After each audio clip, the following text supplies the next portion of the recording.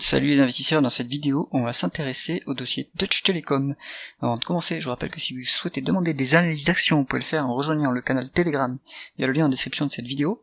Et pensez à vous abonner à la chaîne pour ne pas rater les prochaines analyses. Restez bien jusqu'au bout de la vidéo, je vais vous donner mon avis, mon objectif de prix sur Deutsche Telekom, si le dossier est intéressant. Alors, Deutsche Telekom, on est au plus haut depuis 10 ans. Donc, est-ce que c'est encore le moment de s'intéresser à l'entreprise ? La croissance du chiffre d'affaires en médiane c'est 6%, comme élevé pour le secteur des télécoms. On l'a dit, c'est pas de la croissance organique. Et la croissance 2023 s'est soldée par une décroissance de 2%.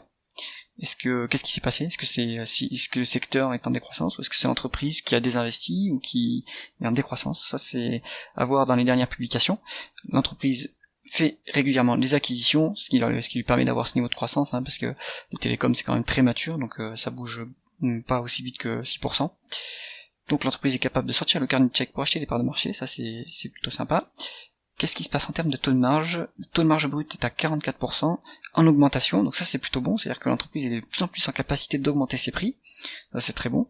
Taux de marge d'EBITDA à 35% contre une médiane 36%, donc on est même en augmentation sur les dernières années, donc il y a de l'amélioration opérationnelle, ça c'est encore mieux.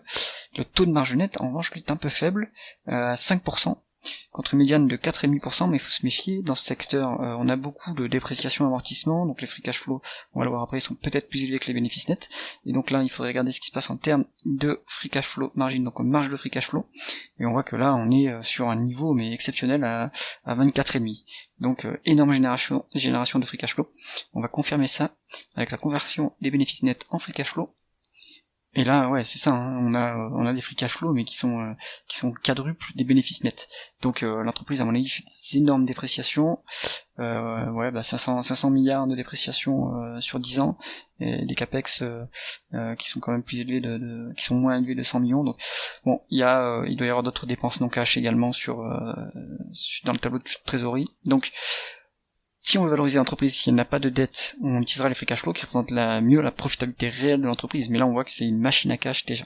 Alors, en termes de rentabilité opérationnelle, on est sur une médiane de 6,5 et actuellement, on est plutôt sur du 8,5. Donc en plus, ça a augmenté la rentabilité opérationnelle.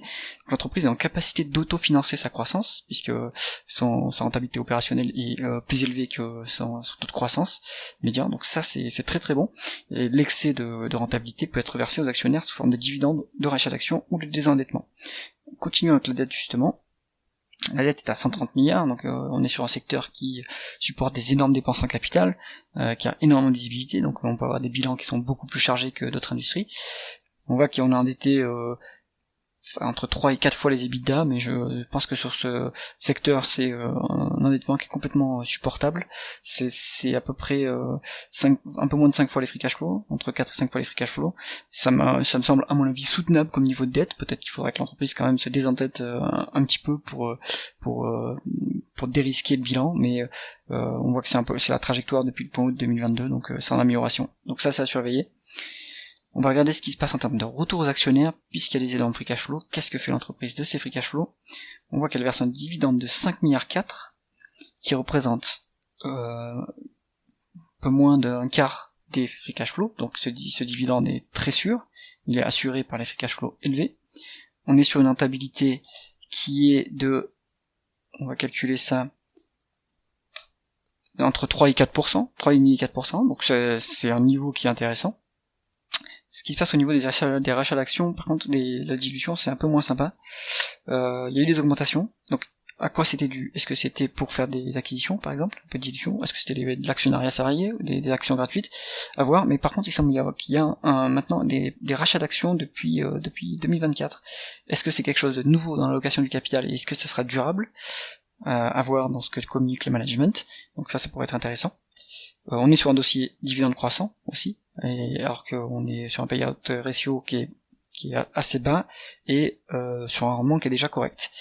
Donc peut-être intéressant. Est-ce que la valorisation mériterait que l'entreprise rachète plus ses actions? On va regarder ça, on va se mettre en valeur d'entreprise sur EBITDA puisqu'il y a la dette et il n'y a pas de marge de sécurité. La médiane est à 7, on est actuellement à 7.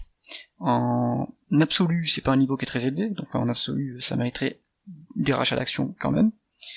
La médiane 20 ans est plus basse, donc Donc, conclusion du dossier Deutsche Telekom, pour moi c'est un niveau qui peut paraître élevé en termes de cours, mais ça veut rien dire. En termes de valorisation, on est sur la médiane, on n'aura pas de rattrapage de décote à espérer sur le titre, mais on a du rendement du dividende qui peut être sympa et qui peut être en augmentation. Donc pour moi c'est un dossier dividende croissant / rentier, parce que ça peut aussi intéresser quelqu'un qui veut un niveau de dividende qui est déjà correct et qui va continuer à augmenter.